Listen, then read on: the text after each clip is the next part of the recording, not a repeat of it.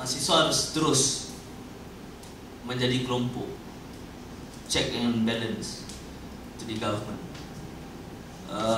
Saya tak fikir sebagai mahasiswa anda perlu bertanding dengan pilihan raya untuk memastikan ada suara mahasiswa dalam parlimen atau senat atau sebagainya.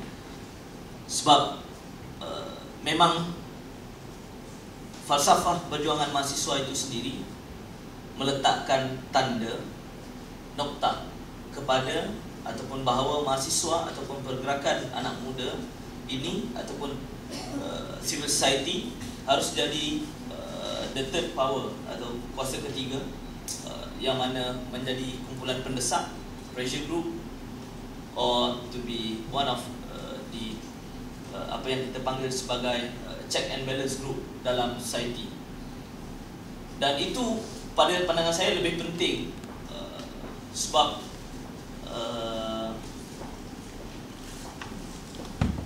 kalau mahasiswa juga turut serta dalam pilihan raya dan sebagainya, pada pandangan saya dia tidak akan mengubah apa-apa keadaan. Sebab sebenarnya suara yang lebih penting ialah suara ketiga. Sebab society akan lebih ataupun mahu mendengar kepada suara ketiga ini.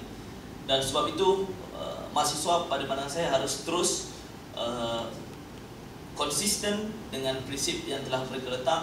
Cuma mahasiswa kita harus ada gagasan kehadapan tentang apa yang mahu mereka bawakan. Misalnya dalam filem Sohok Gi tadi, kalau betul Gi tidak bersetuju dengan apa yang dibawa oleh Soekarno sebagai demokrasi terpimpin, maka seharusnya dia meletakkan satu lagi gagasan yang baru, apa yang seharusnya mereka lakukan.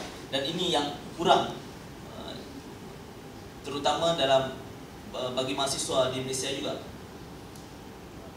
Sebab kita biasa kritik dan persoal, tapi kita tidak memberikan gagasan baru yang mahasiswa sendiri bawakan.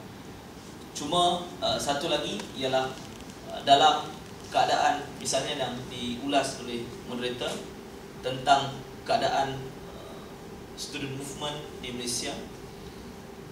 Sekarang ini sebenarnya kita berada dalam keadaan yang berbeza dengan yang sebelum ini. 98 mungkin dianggap sebagai pemangkin kepada pembentukan ataupun perjuangan mahasiswa di Malaysia yang sebelum itu suram. Tapi selepas tahun 2002 sehingga 2006 perjuangan mahasiswa kemudian suram, dan sekarang ini mungkin mulai dilihat kembali bahawa student ada responsibilities dan juga ada peranan dalam civil society. Sebenarnya ini dua keadaan yang berbeza, dan dalam keadaan pemerintah ataupun our government melayan banyak tuntutan yang kita mahu, sebenarnya keadaan hari ini adalah keadaan yang lebih bahaya, berbeza dengan keadaan yang dibawa oleh 98 yang di bawah pemerintahan Mahathir misalnya. Dan dalam hikayat Jawa dia ada sebut ada dua zaman. Kalau biasa yang Anwar Ibrahim sebut itu zaman edan, tapi sebenarnya ada kupasan di bawah itu yang menunjukkan bahawa ada dua serat dalam hikayat Jawa, yang mana dipanggil satu serat Kalatida dan satu lagi serat Kalabendu. Apa itu serat Kalatida? Yang disebut dalam serat Kalatida, yang disebut dalam serat Kalatida ialah waktu di mana opresi terlalu melampau kepada masyarakat, penindasan dibuat, dan ketika itu masyarakat kita ini ditindas dengan begitu teruk sekali. Itu boleh kita gambarkan atau kita analogikan pada zaman Mahathir. Tapi pada zaman sekarang, zaman di bawah pemerintahan Najib, ini boleh kita anggap sebagai apa yang diulas dalam serat Kalabendu. Serat Kalabendu menyebut di masa masyarakat ini diberikan kesenangan, di masa masyarakat ini kononnya diberikan kebebasan,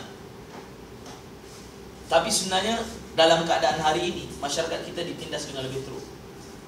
Jadi sebab itu pada pandangan saya mahasiswa hari ini harus terus bergerak dengan prinsip-prinsip yang mereka bawakan, dengan gagasan yang mereka bawakan. Sebab keadaan hari ini adalah keadaan yang lebih mencabar. Najib dah umum untuk pindah, kalau dia nak pindah lah, Seksyen 15 5A Akhtar Universiti College Universiti. Tapi mahasiswa sebenarnya tidak boleh terhenti setakat itu. Seksyen 3 AUKU misalnya masih lagi memberikan ruang yang luas kepada pemerintah untuk suspend atau buang mahasiswa bila-bila masa. Dan banyak lagi perkara lain yang seharusnya kita terus fikirkan. Dan jangan kita jadikan seolah-olah zaman ini adalah zaman akhir untuk perjuangan mahasiswa atau